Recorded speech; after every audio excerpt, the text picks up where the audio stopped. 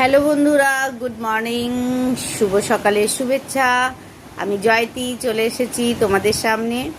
সবাই খুব ভালো থাকো, সবাই খুব সুস্থ থাকো। আমি তো ভালো আছি, তোমরা কেমন আছো? ঘুম তো নিশ্চয়ই ভেঙে গেছে তোমাদের।